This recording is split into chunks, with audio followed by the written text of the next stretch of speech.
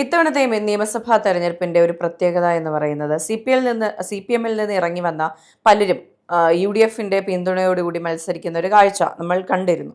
അത്തരത്തിലൊരു സീറ്റായിരുന്നു തളിപ്പറമ്പ് എന്ന് പറയുന്നത്. തളിപ്പറമ്പിൽ ടി കെ ഗോവിന്ദൻ മത്സരിക്കുന്നതുമായി ബന്ധപ്പെട്ട വലിയ രീതിയിലുള്ള ചർച്ചകൾ നടന്നിരുന്നു. ഇപ്പോൾ സി പി എമ്മിൽ പരക്കെ ഒരു വലിയ രൂക്ഷ വിമർശനം ഉയർന്നിരിക്കുകയാണ്.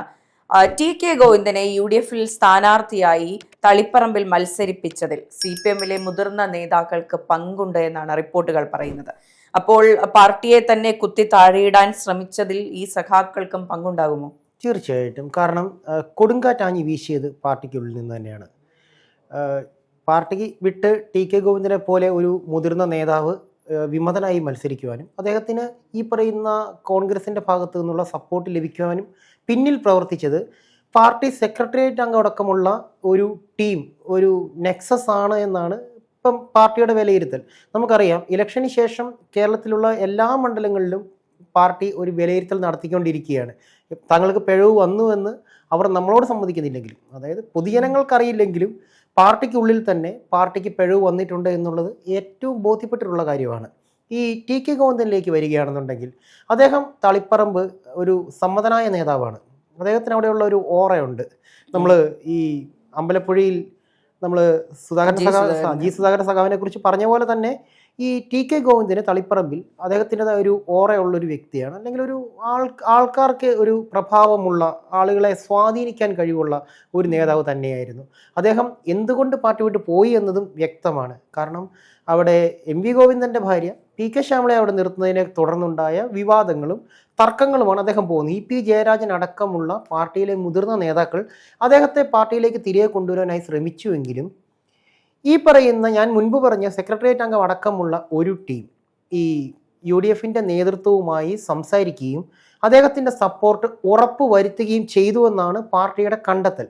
അപ്പോൾ നമുക്ക് വ്യക്തമാണ്, കണ്ണൂർ എന്ന് പറയുന്ന ഒരു പാർട്ടി കോട്ടയാണ്, കമ്മ്യൂണിസ്റ്റ് പാർട്ടിയുടെ ഒരു കോട്ട തന്നെയാണ് ഈ പറയുന്ന കണ്ണൂർ. അവിടെ ഏറ്റവും മുതിർന്ന നേതാവായിട്ടുള്ള ടി കെ ഗോവിന്ദനെ പോലെയുള്ള ഒരു നേതാവ് യു ഡി എഫിലേക്ക് പോയി കഴിഞ്ഞാൽ സ്വാഭാവികമായും അത് ഒരു ആണിക്കല്ലാണ്, പാർട്ടിയുടെ ഒരു ആണിക്കല്ലാണ്. ആണിക്കൽ ഊരി കഴിഞ്ഞു കഴിഞ്ഞാൽ പിന്നെ നമുക്കറിയാലോ പൂർണ്ണമായ ഒരു തകർച്ചയാണ്. അതെ, എം വി ഗോവിന്ദന്റെ ഭാര്യയെ മത്സരിപ്പിച്ചത് എന്ന് പറഞ്ഞാൽ ഇപ്പോ ഓപ്പോസിറ്റ് നിൽക്കുന്ന രാഷ്ട്രീയ ചേരിയിൽ നിൽക്കുന്ന ആൾക്കാർ പോലും ഇതിനെ വലിയ രീതിയിൽ വിമർശിച്ചിരുന്നു. ഇതെന്താണ്, ഭാര്യ രാഷ്ട്രീയമോ, മക്കൾ രാഷ്ട്രീയം എന്ന വാക്കിന് പിന്നാലെ ഭാര്യ രാഷ്ട്രീയം വരുന്നു, ഇങ്ങനെ വിമർശനങ്ങൾ ഉണ്ടായി. പക്ഷേ അതിനേക്കാൾ ഉപരി പാർട്ടിക്കുള്ളിൽ തന്നെ ഇത് വലിയ രീതിയിലുള്ള പൊട്ടിത്തെറികൾക്ക് ഇടവരുത്തിയിട്ടുണ്ട്. കഴിഞ്ഞ ദിവസം കണ്ണൂരിൽ തന്നെയുള്ള കണ്ണൂർ കാസർഗോഡ് മേഖലയിലുള്ള ഒരു സി പി എം പ്രവർത്തകനുമായി സംസാരിക്കുമ്പോൾ അദ്ദേഹം എന്നോട് പറയുകയാണ്, പാർട്ടിക്ക് തെറ്റുപറ്റിയത് എം വി ഗോവിന്ദന്റെ ഭാര്യയെ മത്സരിപ്പിക്കാൻ തീരുമാനിച്ചപ്പോഴായിരുന്നു. ആദ്യഘട്ടത്തിൽ പ്രഖ്യാപനമുണ്ടായി, വലിയ രീതിയിലുള്ള വിമർശനങ്ങൾ ഉണ്ടായിട്ടും അത് മാറ്റാൻ പാർട്ടി തയ്യാറായില്ല. ഞങ്ങൾക്ക് തെറ്റുപറ്റി എന്ന് പറയാനുള്ള പാർട്ടിയുടെ മടിയാണ് പിന്നീട് പലരുടെയും കൊഴിഞ്ഞുപോക്കിനും പല വിഭാഗങ്ങളായി തിരിയാനുമുള്ള കാരണത്തിന് തുടക്കം കുറിച്ചെന്ന് ആ പ്രവർത്തകൻ പോലും പറയുന്നുണ്ട്. ഇത് ഇവിടെയാണ് പ്രശ്നം. തങ്ങൾക്ക് തെറ്റുപറ്റിയെന്ന് ഒരു ഘട്ടത്തിലും അംഗീകരിച്ചുകൊണ്ട് തിരുത്താൻ തയ്യാറാകുന്നില്ല. അവിടെയാണ് സി പി എമ്മിന്റെ പതനം ആരംഭിക്കുന്നത്. അപ്പോൾ ഈ പറഞ്ഞതുപോലെ പല വിഭാഗങ്ങളായി പിളർന്നു പോകുന്ന ഒരു സാഹചര്യം ഉണ്ടാകുന്നു. അപ്പോൾ ഈ പിളർന്നു പോകുന്നവരെല്ലാം തന്നെ മറ്റ് പാർട്ടികളുമായി ഒരു സാഹോദര്യം സൃഷ്ടിക്കാൻ ശ്രമിക്കുന്നു. അതിന്റെ ഭാഗമാണ് ഈ ടി കെ ഗോവിന്ദന് സപ്പോർട്ട് ചെയ്യാൻ, അദ്ദേഹത്തിന് സ്ഥാനാർത്ഥിത്വം കൊടുക്കണമെന്ന് പറയാൻ ഒരു വിഭാഗം ആൾക്കാർ കോൺഗ്രസിനെ സമീപിക്കുന്ന ഒരു സാഹചര്യം ഉണ്ടാകുന്നത്. ഇങ്ങനെയാണ് ഈ പാർട്ടിയിൽ നിന്ന് വിട്ടുപോകുന്ന എല്ലാ നേതാക്കളുടെയും വിജയ സാധ്യത യു ഡി എഫ് സ്ഥിരീകരിക്കുന്നത്. ഇത്തരത്തിൽ ഈ പറഞ്ഞ സി പി എമ്മിനോട് ബുദ്ധിമുട്ടുള്ള, അവരിൽ നിന്ന് അഭിപ്രായ വ്യത്യാസമുള്ളവർ മറ്റു ചേരികളായി തിരിയുന്നു. ഇവരെല്ലാം ഈ പറഞ്ഞ കോൺഗ്രസിനും ഈ പറഞ്ഞ പാർട്ടിയോട് താല്പര്യമില്ലെങ്കിൽ പോലും ഈ വ്യക്തികളോടുള്ള താല്പര്യം കാരണം ഈ വ്യക്തികൾക്ക് വോട്ട് ചെയ്യാനുള്ള സാധ്യത ഉണ്ടാകുന്നു. ഈ പറഞ്ഞ കുറെ പേർ, പി കെ ശശി ആയിക്കോട്ടെ, ഐഷ പോറ്റി ആയിക്കോട്ടെ, കുഞ്ഞികൃഷ്ണൻ ആയിക്കോട്ടെ, ഇവർക്ക് എല്ലാവർക്കും തന്നെ ഈ പറഞ്ഞ പാർട്ടിയിൽ നിന്നുള്ള ഒരു വിഭാഗം വോട്ടുകൾ വരികയാണ്. അങ്ങനെയാണ് ഈ ഓപ്പോസിറ്റ് നിൽക്കുന്ന സി പി എം പ്രവർത്തകരെല്ലാം തോൽക്കുമെന്ന പ്രവചനത്തിലേക്ക് പോകേണ്ടി വരുന്നത്. നമുക്കറിയാവുന്ന ഒരു കാര്യമുണ്ട് മേഘ, ഈ പാർട്ടിയിൽ നിന്ന് പോയവരാരും തന്നെ ഇതിൻ്റെ ഏറ്റവും അവസാനത്തെ നേതാക്കൾ, അവസാന കണ്ണികളല്ല.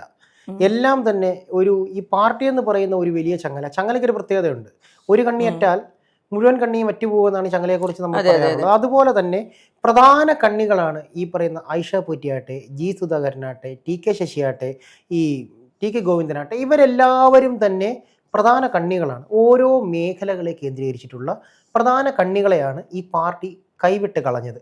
ഇതെല്ലാം തന്നെ സ്വാഭാവികമായി നോക്കുകയാണെന്നുണ്ടെങ്കിൽ ഒരു എന്താ പറയുന്നത്, തങ്ങൾക്ക് കിട്ടാത്ത ചില സീറ്റുകൾ പിടിച്ചെടുക്കുവാനായിട്ട് ഈ പറയുന്ന UDF ആണെങ്കിലും ഈ പറയുന്ന BJP ആണെങ്കിലും തങ്ങൾക്ക് ലഭിക്കാത്തൊരു സീറ്റ് ലഭിക്കുവാൻ വേണ്ടി കാത്തിരിക്കുന്ന ഒരു അവസരമാണുള്ളത്.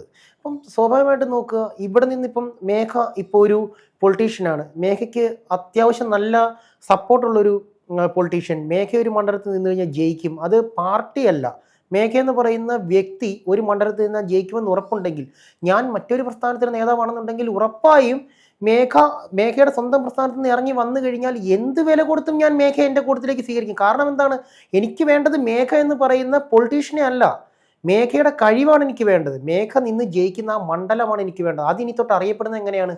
എൻ്റെ മണ്ഡലം എന്നുള്ള പേരിലാണ്. അതേ ഇവിടെ സംഭവിച്ചിട്ടുള്ളൂ. അതിന് ഈ പറയുന്ന UDF-നെ ഒരു കാരണവശാലും കുറ്റം പറയാൻ പറ്റത്തില്ല. അതാണ് പൊളിറ്റിക്സ്, അതാണ് രാഷ്ട്രീയം. കാരണം പണ്ട് ഈ പറയുന്ന കമ്മ്യൂണിസ്റ്റുകാർ ഈ കോൺഗ്രസ് പ്രസ്ഥാനത്തെ കളിയാക്കി പറയുന്ന ഒരു പേരുണ്ടായിരുന്നു, പാർട്ടി പിളർത്തി പോകുന്നു. കാരണം ഏറ്റവും കൂടുതൽ ഗ്രൂപ്പുകളുള്ള ഒരു പാർട്ടിയാണ് കോൺഗ്രസ്. നമുക്കറിയാം A മുതൽ Z വരെയുള്ള അക്ഷരങ്ങൾ കൊണ്ട് പാർട്ടി ഉണ്ടാക്കിയത് പണ്ടുമല്ല, ഇപ്പോഴും കോൺഗ്രസിനെതിരെയുള്ള ആദ്യകാലത്ത് പറഞ്ഞു വരുന്നത്. ഇപ്പൊ അത് പറച്ചിൽ നിന്നു, കാരണം ഇപ്പൊ അത് ബോധ്യമായി തുടങ്ങി. അതെ, ഇപ്പോഴത്തെ ആക്ഷേപം എന്ന് പറയുന്നത് തമ്മിലടി കൂട്ടടി എന്നുള്ളൊരു കോൺഗ്രസ് അത് ഇല്ല മേഘ. ഇപ്പോ നമുക്കത് ഈ തവണത്തെ ഇലക്ഷൻ ഇല്ല എന്ന അഭിപ്രായത്തോട് എനിക്ക് പ്രശ്നങ്ങൾ ഉണ്ടാകാം. പ്രശ്നങ്ങൾ പറയാനുള്ള സ്പേസ്, ജനാധിപത്യ മര്യാദ പാലിക്കുന്ന ഒരു മുന്നണി, ഒരു പാർട്ടി എന്ന നിലയിൽ എന്തെങ്കിലും ബുദ്ധിമുട്ടുണ്ട്, എനിക്ക് ആ നേതാവ് മുഖ്യമന്ത്രിയാവുന്നതിനോട് യോജിപ്പില്ല എന്ന് പറയാൻ ഏതൊരു വ്യക്തിക്കും പാർട്ടി ഇടം, കോൺഗ്രസ് ഇടം കൊടുക്കുന്നിടത്താണ് ആ പ്രശ്നങ്ങൾ ഉണ്ടാകുന്നത്. അപ്പോൾ അഭിപ്രായ വ്യത്യാസങ്ങൾ ഉണ്ടാകും. മുകളിൽ നിൽക്കുന്ന നേതാക്കളെ ഭയന്ന് അഭിപ്രായം പറയാതിരിക്കുന്ന വ്യക്തികളുള്ള പാർട്ടി അല്ല കോൺഗ്രസ്. ഇപ്പോൾ UDF എന്ന മുന്നണിയാണെങ്കിൽ പോലും വരുന്ന ഘടകകക്ഷികൾക്കെല്ലാം ഇതേ മാന്യത കൊടുക്കുന്നുണ്ട്. അത് തന്നെയാണ് ഈ പറയുന്ന രണ്ട് മുന്നണികളെയും വ്യത്യസ്തരാക്കി നിർത്തുന്നത്. അത് നമുക്ക് നേരത്തെ എപ്പോഴും പറയുന്ന കാര്യമാണ്. ഇടതുപക്ഷത്ത് നിന്ന് UDF-ന്റെ ക്യാമ്പുകളിലേക്ക് വരുന്ന പല നേതാക്കളും പറയുന്ന ഒരു കാര്യമുണ്ട്, ഞങ്ങൾ ഇവിടെ അനുഭവിക്കുന്നത് വലിയ സ്വാതന്ത്ര്യമാണ് എന്നുള്ള കാര്യം. ഇത് തന്നെയാണ് ഈ രണ്ട് പാർട്ടികളുടെയും വ്യത്യാസം എന്ന് പറയുന്നത്. അല്ല, നമുക്കറിയാവുന്നൊരു കാര്യമുണ്ട്. എന്താണെന്ന് ചോദിച്ചു കഴിഞ്ഞാൽ ഈ BJP-യിലാണെങ്കിലും ഈ UDF-ലാണെങ്കിലും പടലപ്പിണക്കങ്ങളുണ്ട്. ഇപ്പം BJP നോക്കുകയാണെങ്കിൽ K. സുരേന്ദ്രനെ പാർട്ടി നേതൃത്വത്തിൽ നിന്ന്, അതായത് അദ്ദേഹമായിരുന്നു സംസ്ഥാന സെക്രട്ടറി, അദ്ദേഹത്തെ അവിടെ നിന്നും മാറ്റി ആ സ്ഥാനത്തേക്ക് രാജീവ് ചന്ദ്രശേഖരനെ വെച്ചപ്പോൾ K. സുധാകരൻ പക്ഷം ശരിക്കും പറഞ്ഞാൽ അക്ഷമരാണ്, അല്ലെങ്കിൽ അവരൊരു അവസരം നോക്കിയിരിക്കുന്ന ഒരു സമയമാണെങ്കിലും ഈ ഇലക്ഷൻ ടൈമിൽ അവർ എങ്ങനെയാണ് നിന്നിട്ടുള്ളത്, അവരതെല്ലാം മനസ്സിൽ അടക്കി വെച്ചിട്ട് ആ പ്രസ്ഥാനത്തിന് വേണ്ടി നിന്നു. ഇപ്പോൾ ഈ പറഞ്ഞ പോലെ തന്നെ UDF-ലും പ്രശ്നങ്ങൾ ഉണ്ടായിരിക്കാം. പക്ഷെ നമുക്കറിയാം ഇലക്ഷൻ ഡിക്ലെയർ ചെയ്ത സമയത്ത് സ്ഥാനാർത്ഥിത്വത്തെ ചൊല്ലി അവിടെ ഒരു തർക്കങ്ങളും ഉണ്ടായിട്ടില്ല.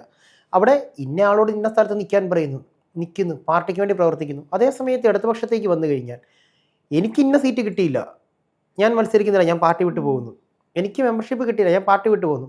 നമുക്കറിയാം ഈ പറയുന്ന നമ്മുടെ പാർട്ടിയുടെ മെയിനായിട്ടുള്ള K. സുധാകരൻ, UDF-ന്റെ K. സുധാകരൻ, അദ്ദേഹത്തിന് മത്സരിക്കണമെന്ന് പറഞ്ഞ് അദ്ദേഹം വാശി പിടിച്ച് നിൽക്കുന്നു. പക്ഷേ അദ്ദേഹത്തിന് ഹൈക്കമാൻഡിൽ നിന്നൊരു കോൾ വരികയാണ്, MP ആയിട്ട് തന്നെ നിന്നാൽ മതി, ഇപ്പം മത്സരിക്കേണ്ട എന്ന് പറഞ്ഞു. അത് നേതൃത്വം എന്തു പറയുന്നു അത് നേതാക്കൾ അംഗീകരിക്കുന്നിടത്താണ് ഈ പറയുന്ന കോൺഗ്രസ് എന്ന് പറയുന്ന പ്രസ്ഥാനത്തിൻ്റെ ഏറ്റവും വലിയ വിജയം. അവിടെ നേതൃത്വമാണ് തീരുമാനിക്കുന്നത്, നേതാക്കൾ അനുസരിക്കുന്നു. പക്ഷെ ഇവിടെയോ, ഇവിടെ നേതാക്കൾ പറയുന്നു അണികൾ വേണമെങ്കിൽ അനുസരിച്ചോണം, അതല്ലെന്നുണ്ടെങ്കിൽ കടക്ക് പുറത്തെന്നുള്ളൊരു ന്യായം, ആ ഒരു ന്യായം തന്നെയാണ് പാർട്ടിയുടെ ഏറ്റവും വലിയ പരാജയം. ഇപ്പം നമുക്ക് കിട്ടുന്ന വിവരം അനുസരിച്ചിട്ട് ഈ TK ഗോവിന്ദൻ്റെ സ്ഥാനാർത്ഥിത്വത്തെ ചൊല്ലി ഈ പറയുന്ന K. സുധാകരനെ പാർട്ടിയുടെ വക്താക്കൾ തന്നെ, അതായത് ജില്ലാ സെക്രട്ടേറിയറ്റ് അടക്കമുള്ള പാർട്ടിയുടെ വക്താക്കൾ തന്നെ K. സുധാകരനെ കണ്ടിരുന്നു എന്നുള്ള വ്യക്തമായ രേഖകൾ പാർട്ടി നേതൃത്വത്തിന് കിട്ടിയിട്ടുണ്ട് എന്നാണ് പാർട്ടിക്കുള്ളിൽ നിന്ന് നമുക്ക് കിട്ടുന്ന വിവരം. അതെ, ഇപ്പോൾ UDF-ൽ ഇത് സംഭവിച്ചിട്ടില്ല എന്നുള്ളതാണ്. കഴിഞ്ഞ തദ്ദേശ തെരഞ്ഞെടുപ്പിലാണെങ്കിൽ പോലും ഈ കഴിഞ്ഞ നിയമസഭാ തെരഞ്ഞെടുപ്പിലാണെങ്കിലും UDF-ന്റെ വിജയം എന്ന് പറയുന്നത് കൃത്യമായിട്ടുള്ള കഴിഞ്ഞ ഒരു 6-7 മാസങ്ങളായി കൃത്യമായിട്ടുള്ള ഇലക്ഷൻ എഞ്ചിനീയറിംഗ് നടന്നിട്ടുണ്ട്. അത് തദ്ദേശ തെരഞ്ഞെടുപ്പിന് മുൻപ് കേരളത്തിലെ ജനതയ്ക്ക് ഇതിനെപ്പറ്റി ഒരു ധാരണ ഉണ്ടായിരുന്നില്ല. കാരണം ത്രിതല പഞ്ചായത്ത് തെരഞ്ഞെടുപ്പിന്റെ ഫലം വരുമ്പോഴാണ് ഇത്രയും വർക്ക് ഇവിടെ നടന്നിട്ടുണ്ടോ എന്നുള്ളൊരു ബോധ്യം ഉണ്ടാകുന്നത്. പല കോൺഗ്രസ്സുകാരും ഞെട്ടുന്ന ഒരു സാഹചര്യം ഉണ്ടായതും അപ്പോഴായിരുന്നു. അതിനുശേഷവും അതിങ്ങനെ കണ്ടിന്യൂ ചെയ്ത് നിയമസഭാ തെരഞ്ഞെടുപ്പിൽ കൃത്യമായൊരു നെറ്റ്വർക്ക് ഉണ്ടാക്കി ഒരു കൃത്യമായി കാര്യങ്ങൾ നടന്നിരുന്നു. ഒരു UDF ഒരു കോൺഗ്രസ് നേതാവും CPM-ൽ പോയി ഞങ്ങളുടെ ആളെ ഇവിടെ മത്സരിപ്പിക്കണം എന്ന് പറയുന്നൊരു സാഹചര്യം ഉണ്ടാകാത്തത് ഈ പറഞ്ഞ തമ്മിൽ തല്ലുന്നു എന്ന് എല്ലാവരും ആരോപിക്കുന്ന നേതാക്കളെല്ലാം ഒറ്റക്കെട്ടായി നിന്നതുകൊണ്ട് തന്നെയാണ്. ഇപ്പോൾ തെരഞ്ഞെടുപ്പിന് ശേഷം CPM-ൽ വിലയിരുത്തലുകൾ നടക്കുന്നു, ഞങ്ങളുടെ ആമന്ത്രി തോൽക്കുമായിരിക്കും, ഇവിടെ ഈ പ്രശ്നങ്ങൾ ഉരുത്തിരിയുന്നുണ്ട്, NSS നമ്മുടെ കൂടെ ഇല്ല, അങ്ങനെ പല കാര്യങ്ങളും CPM ഇപ്പോൾ ചർച്ച ചെയ്യുന്നുണ്ടെങ്കിൽ ഈ കാര്യങ്ങളെല്ലാം UDF-ഉം കോൺഗ്രസും അതുപോലെ തന്നെ UDF എന്ന മുന്നണിയും ഒരുമിച്ച് ചർച്ച ചെയ്തത് ഇലക്ഷന് മുൻപായിരുന്നു. അതാണ് ഈ പറഞ്ഞ UDF-ന്റെ ടീമിൽ ഉണ്ടാകുന്ന കോൺഫിഡൻസിന്റെ കൂടുതലും ഈ പറഞ്ഞ ഇടതുപക്ഷത്തിലുള്ള കോൺഫിഡൻസിന്റെ കുറവും വരുന്നത് അവിടെയാണ്. നമുക്ക് നോക്കിയാൽ അറിയാം, ഈ നമ്മൾ ഇന്നലെ ചർച്ച ചെയ്തൊരു കാര്യമാണ് KC വേണുഗോപാൽ. അദ്ദേഹം എന്ന് പറയുന്ന ഒരു നയതന്ത്രജ്ഞൻ, അദ്ദേഹത്തെ നയതന്ത്രജ്ഞൻ എന്നാണ് ഇന്നലത്തെ ചർച്ചയിൽ നമ്മൾ വിശേഷിപ്പിച്ചത്. അത് അറിയാം, അദ്ദേഹം അദ്ദേഹത്തിൻ്റെ സ്റ്റാൻഡിൽ നിന്നുകൊണ്ട് ഈ പറയുന്ന ഇപ്പോഴത്തെ പ്രതിപക്ഷ നേതാവിനെയും അതുപോലെ തന്നെ രമേശ് ചെന്നിത്തലയും എല്ലാവരെയും തന്നെ, VD സതീശനെയും രമേശ് ചെന്നിത്തലയും എല്ലാവരെയും തന്നെ അവരവരുടേതായ ഓരോ കർത്തവ്യങ്ങൾ ഏൽപ്പിച്ച് ഓരോ സ്റ്റാൻഡുകളിലേക്ക് ആദ്യമേ തന്നെ നിർത്തി. അതായത് അദ്ദേഹം പിന്നിൽ നിന്നുകൊണ്ട് മറ്റുള്ളവരെ മുന്നിൽ ഒരു ഒരു അണിയാക്കി നിർത്തിക്കൊണ്ട് ബാക്കിയുള്ള കീഴ്ഘടകങ്ങളെ ചേർത്ത് നിർത്തുന്നതിൽ കോൺഗ്രസ് വിജയം കണ്ടു എന്നുള്ളതാണ്. എവിടെ ആര് നിന്നു കഴിഞ്ഞാൽ എങ്ങനെ ഇമ്പാക്റ്റ് ഉണ്ടാക്കാൻ സാധിക്കുമെന്നുള്ളത് അത് കൃത്യമായ അവലോകനത്തിലൂടെ അവർ കണ്ടെത്തിയിട്ടാണ് ഓരോ സ്ഥാനാർത്ഥികളെയും അവർ ഓരോ പോയിന്റുകളിൽ കൃത്യമായിട്ട് നിർത്തിയിട്ടാണ് പോയിട്ടുള്ളത്. അതൊരു ബ്രില്യൻറ്റ് മൂവാണ്, ഒരു ചതുരംഗ കളം പോലെയാണ്. അതിൽ ഏത് കരുവിനെ എങ്ങോട്ട് നീക്കി വെച്ച് കഴിഞ്ഞാൽ എതിർപക്ഷത്തെ എങ്ങനെ ചെക്ക് ചെയ്യാം, അല്ലെങ്കിൽ അവരെ എങ്ങനെ പൂട്ടിക്കെട്ടാം, അത് ഈ പറയുന്ന KC വേണുഗോപാൽ എന്ന് പറയുന്ന നയതന്ത്രജ്ഞൻ കൃത്യമായി പ്ലാൻ ചെയ്ത് മുന്നോട്ട് നീക്കിയിട്ടുണ്ട്. അതുകൊണ്ട് തന്നെ അവരുടെ അൺലിസ്റ്റിങ്ങിൽ ഇന്ന കളത്തിൽ ഞങ്ങൾ തോൽക്കും, അല്ലെങ്കിൽ ഇന്ന കളം ഞങ്ങൾ കിട്ടില്ല എന്നൊരു വാക്ക് ഇന്ന് വരേക്കും ഈ പറയുന്ന കോൺഗ്രസിന്റെ ഒരു ഘടകങ്ങളിൽ നിന്ന് നമ്മൾ കേട്ടിട്ടില്ല. അവർ ഇപ്പോഴും അവർ ഉറപ്പിച്ച് പറയുന്നത് എന്താണ്, 100-ന് മുകളിൽ സീറ്റ് ഞങ്ങൾക്ക് കിട്ടും. അതിനുള്ള വർക്ക് അവർ ചെയ്തിട്ടുണ്ട്. കോൺഗ്രസ് അതിനുള്ള വർക്ക് കൃത്യമായി ചെയ്തു വെച്ചിട്ടാണ് ഈ ഇലക്ഷനെ നേരിട്ടുള്ളത്. അതേസമയം ഈ പറയുന്ന കമ്മ്യൂണിസ്റ്റ് പ്രസ്ഥാനത്തിലേക്ക് വന്നു കഴിഞ്ഞാൽ ഞങ്ങളവിടെ ആരെ നിർത്തിയാൽ ഇന്ന ആളെ നിർത്തി കഴിഞ്ഞാൽ ഞങ്ങൾക്ക് ജയിക്കാൻ പറ്റും, ആ ഒരു ഓവർ കോൺഫിഡൻസ് തെറ്റ് പറ്റിയെന്ന് ഇപ്പോഴും അവർ അംഗീകരിക്കുന്നില്ല. അവർ പറയുന്നത് എന്താണ്, മറുപക്ഷത്തെ അവർ താങ്ങുവാണ്. അവിടെ BJP-യുടെ ഇമ്പാക്റ്റ് ഉണ്ടായി എന്നാണ് അവർ പറയുന്നത്, അല്ലെങ്കിൽ ഈ പറയുന്ന കോൺഗ്രസിന്റെ ഇമ്പാക്റ്റ് ഉണ്ടായി, അല്ലാതെ ഞങ്ങളുടെ കയ്യിലിരിപ്പെന്ന് അവർ പറയില്ല, സമ്മതിച്ചു തരില്ല. അതാണ് ഈ പറയുന്ന കമ്മ്യൂണിസ്റ്റ് പാർട്ടിയുടെ ഏറ്റവും വലിയ തോൽവി. അതാണ്, തെറ്റു പറ്റിയാൽ അത് മാന്യമായി അംഗീകരിച്ചാൽ ഒന്നും സംഭവിക്കില്ല. മനസ്സിലായോ? അത് കൃത്യമായി അംഗീകരിക്കുകയാണെന്നുണ്ടെങ്കിൽ ജനങ്ങൾക്ക് മനസ്സിലാകും അവർക്ക് തെറ്റുപറ്റി, അവരതിനെ അംഗീകരിക്കുന്നു, ഒരവസരം കൂടെ അവർക്ക് കൊടുക്കാം. പക്ഷെ ഇത് എല്ലാ കുറ്റവും അടുത്തവൻ്റെ തലയ്ക്ക് ചാരി വെച്ചിട്ട് ഞങ്ങളെല്ലാം കൃത്യമായിട്ടാണ് ചെയ്തത്, പക്ഷേ പിഴവുകൾ സംഭവിച്ചു. പിഴവുകൾ എവിടെയാണെന്നുള്ളത് ഈ ഇരിക്കുന്ന മേഘയ്ക്കും എനിക്കും ഈ കാണുന്ന പ്രേക്ഷകർക്കും എല്ലാവർക്കും അറിയാവുന്നതാണ്. ഒന്ന്, തുടർ ഭരണ സമയത്ത് 5 വർഷത്തിന് ശേഷം വീണ്ടും 5 വർഷം കൂടി ഭരണം കിട്ടിയപ്പോൾ ഒരു കാരണവശാലും ഈ പറയുന്ന പിണറായി വിജയൻ എന്ന് പറയുന്ന വ്യക്തി അവിടെ മുഖ്യമന്ത്രിയായി ഇരിക്കാൻ പാടില്ലായിരുന്നു. അവിടെ ആദ്യത്തെ വനിതാ മുഖ്യമന്ത്രി അതൊരു അഭിമാനമായിരുന്നു, LDF-നായിരുന്നിരിക്കണം. അതായത് ഇടതുപക്ഷ സർക്കാരിന് ആദ്യത്തെ വനിതാ മുഖ്യമന്ത്രി, കേരളത്തിലെ ആദ്യത്തെ വനിതാ മുഖ്യമന്ത്രി ഇടതുപക്ഷ സർക്കാരിനായിരുന്നു സ്വന്തമാകേണ്ടിയിരുന്നത്, ശൈലജ ടീച്ചർ. ആ ടീച്ചറെ മനഃപൂർവ്വം ഒതുക്കുന്നു, ഒരു സ്ഥാനവും കൊടുക്കാതെ, യാതൊരുവിധ കഴിവുമില്ലാതെ മാധ്യമരംഗത്ത് പ്രവർത്തിച്ചു എന്നുള്ള ഒരു കഴിവ് മാത്രം വെച്ച് വെറും 7,900 വോട്ടിനെ രണ്ടാം ഘട്ടത്തിൽ 19,000 വോട്ടാക്കി വർദ്ധിപ്പിച്ചു എന്ന ഒറ്റ കാരണം വെച്ചിട്ട് ഈ പറയുന്ന വീണ ജോർജിനെ ആരോഗ്യമന്ത്രിയാക്കി വെക്കുന്നു. സ്വന്തം മകളുടെ ഭർത്താവിനെ ഈ പറയുന്ന പൊതുമരാമത്ത് വകുപ്പ് മന്ത്രിയാക്കി വെക്കുന്നു. അതുപോലെ തന്നെ ശിവൻകുട്ടിയെ പിടിച്ചിട്ട് ഈ പറയുന്ന കയറ്റിയിരുത്തുന്നത് എങ്ങോട്ടാണ്? വിദ്യാഭ്യാസത്തിലേക്കാണ്.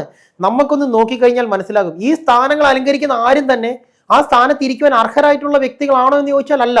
ഇനിയിപ്പോൾ നമുക്ക് ഈ പറയുന്ന കോൺഗ്രസിലേക്ക് ഒന്ന് ചുമ്മാ എത്തി നോക്കാം. നമുക്കറിയാം, കുണ്ടറ വർക്ക് ചെയ്തതാണ്, ഞാനും മേഘയും വർക്ക് ചെയ്തതാണ്. അവിടുത്തെ ജനങ്ങൾ തന്നെ പറയുന്നുണ്ട് അവിടെ അദ്ദേഹം ജയിച്ചു കഴിഞ്ഞാൽ അദ്ദേഹം വിദ്യാഭ്യാസ മന്ത്രിയാണെന്നാണ് അവിടുത്തെ ജനങ്ങൾ പറയുന്നത്. എന്തുകൊണ്ടാണ്? അദ്ദേഹത്തിന് അതിനുള്ള കാലിബർ ഉണ്ട്. അദ്ദേഹത്തെ ജനങ്ങൾ ആഗ്രഹിക്കുന്നു വിദ്യാഭ്യാസ മന്ത്രിയായി. തങ്ങളുടെ കുട്ടികളുടെ ഭാവി ആ മന്ത്രിയുടെ കൈകളിൽ സുരക്ഷിതമാണ് എന്ന് അവിടുത്തെ ജനങ്ങൾ തീരുമാനിക്കുന്നിടത്താണ് ഒരു നേതാവ് ഉണ്ടാകുന്നത്. കമ്മ്യൂണിസ്റ്റ് പാർട്ടിയിലെ ഏത് നേതാവിന് അങ്ങനെ ഒരു അവകാശം ഉന്നയിക്കാൻ സാധിക്കും? മേഘ തന്നെ പറ, പൊളിറ്റിക്കൽ സൈഡ് വെച്ച് പറയണ്ട, ഒരു സാധാരണ ഈ ഒരു കേരളത്തിൽ ജീവിക്കുന്ന ഒരു പൗര എന്നുള്ള രീതിയിൽ പറയുക. CPM അത്തരത്തിൽ ഉയർത്തി കാണിക്കുന്ന ഒരു വ്യക്തി എന്ന് പറയുന്നത് M സ്വരാജ് ആയിരിക്കും. പക്ഷെ സ്വന്തം വാർഡിൽ പോലും വിജയിക്കാൻ സാധ്യതയില്ല. അതുകൊണ്ട് MLA ആകാനോ മന്ത്രിയാകാനോ പറ്റില്ല എന്നുള്ളതാണ്. ഈ M സ്വരാജിന്റെ കാര്യത്തിൽ ഇന്നലെ ഒരു ട്രോള് വന്നിരുന്നു. അതായത് MV ഗോവിന്ദനെ ഒരു സൈഡിൽ, MV ഗോവിന്ദന്റെ ഫേസ്, ഈ മറ്റേ പാർട്ടിയുടെ വക്കീലന്മാര്, അതായത് MV ഗോവിന്ദന്റെ കേസ് വാദിക്കാൻ വരുന്ന പാർട്ടി വക്കീല് ഇപ്പോൾ M സ്വരാജ് അഡ്വക്കേറ്റാണ്. M സ്വരാജിനെ കാണിക്കുമ്പോഴേ പറയുകയാണ് ജീവപര്യന്തം. തൊട്ടപ്പുറത്ത് വരുന്നത് ശിവൻകുട്ടിയാണ്. ശിവൻകുട്ടി അഡ്വക്കേറ്റ് ആണെന്നാണല്ലോ പറയുന്നത്. ശിവൻകുട്ടിയെ കാണുമ്പോഴേ പറയുകയാണ് ദൈവമേ ആജീവനാന്തം ജയില്. അടുത്ത് വരുന്ന റഹീമാണ്. അന്നേരം പറയുകയാണ് തൂക്കയർ ഉറപ്പ്. കാരണം അവിടുത്തെ സ്ഥാനമാനങ്ങൾ ഇങ്ങനെയാണ്. ഈ വി ശിവൻകുട്ടി അഡ്വക്കേറ്റ് എക്സാം പാസ്സായിട്ടില്ല എന്നുള്ളതാണ് ഒന്നാമത്തെ സത്യം. അത് വിവരാവകാശ നിയമപ്രകാരം ഏതൊരു മനുഷ്യനും കണ്ടെത്താൻ സാധിക്കുകയാണ്. പക്ഷേ കോൺഗ്രസിലേക്ക് വന്നു കഴിഞ്ഞാൽ അവിടുത്തെ നേതാക്കൾ എല്ലാവരും തന്നെ അത്യാവശ്യം പഠിപ്പും വിവരവുമുള്ള അഭ്യസ്തവിദ്യരായ KSU പ്രസ്ഥാനത്തിൽ നിന്ന് തന്നെ കയറി വന്നിട്ടുള്ള നേതാക്കളാണ് എന്നുള്ളതാണ് ഈ പറയുന്ന കോൺഗ്രസിന്റെ ഏറ്റവും വലിയ ധൈര്യവും ശക്തിയും. എന്താണെങ്കിലും കൈവിട്ട് കളഞ്ഞതൊരു മുത്തായിരുന്നു. തളിപ്പറമ്പിൽ കൈവിട്ട് കളഞ്ഞൊരു മുത്തായിരുന്നു. വലിയ ഇമ്പാക്റ്റ് ഉണ്ടാക്കാൻ സാധിക്കുന്ന ഒരു മുത്തിനെ കൈവിട്ട് കളഞ്ഞിട്ട് ഭാര്യ രാഷ്ട്രീയം, അങ്ങനെ തന്നെ പറയണം, മേഘയുടെ ഭാഷ ഞാൻ കടമെടുക്കുകയാണ്. മക്കൾ രാഷ്ട്രീയത്തിന് പകരം ആദ്യമായി ഇതാ കമ്മ്യൂണിസ്റ്റ് പ്രസ്ഥാനം ഒരു പുതിയ രാഷ്ട്രീയം കൊണ്ടുവന്നിരിക്കുകയാണ്, ഭാര്യ രാഷ്ട്രീയം. ഇത് അവിടെ മാത്രമല്ല, നാദാപുരത്തുമാണ്. അതിൻ്റെ ഫലങ്ങളൊക്കെ നാദാപുരത്തും കിട്ടുന്നുണ്ട്. നമ്മൾ മുൻപ് ചർച്ച ചെയ്താണ്. എന്താണെങ്കിലും മെയ് 4 വരെ കാത്തിരിക്കാം. LDF വാഴുമോ വീഴുമോ എന്നറിയാം.